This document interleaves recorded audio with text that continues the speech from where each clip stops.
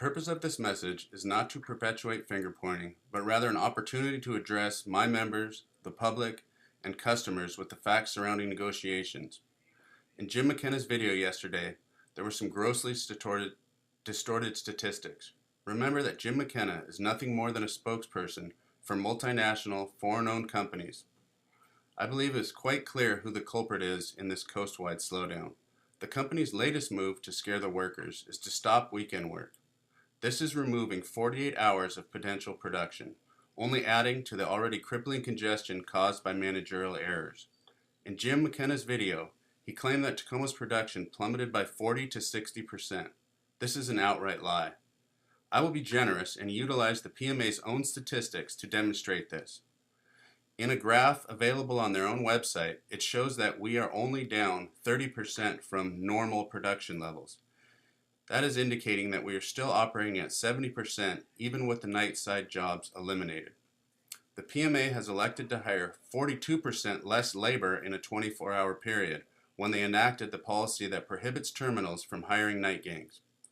Now, with their decision to cut weekend shifts, the PMA is demonstrating yet again that they intend to further hurt their customers, and it is clearly a managerial decision that will increase congestion.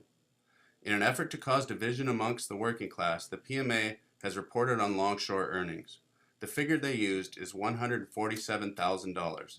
It is based only on workers who work 2,000 or more hours per year, and it incorporates all overtime hours.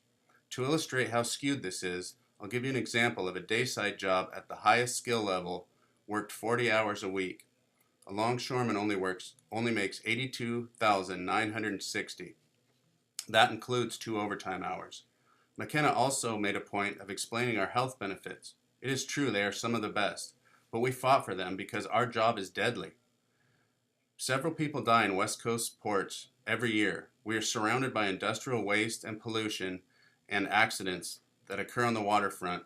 They involve heavy equipment, heights, high speeds.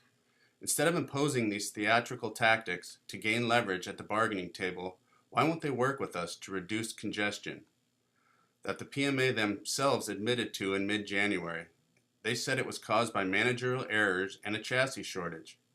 Rather than shut down terminals, why don't they work the weekends? Why not work around the clock to get these ships and our economy moving again? Why not open the gates during the weekend and continue to clear yards and provide the goods to the customers? In closing, I would like to pose a question. If a foreign country or terrorist did harm to the American economy, we couldn't make flags or lapel pins fast enough as we mobilized to unite against an enemy. So the question is, how long is the American public and all the middle class going to handle this when they are doing exactly that, a tactic used to crush labor and hurt the workforce? Thank you.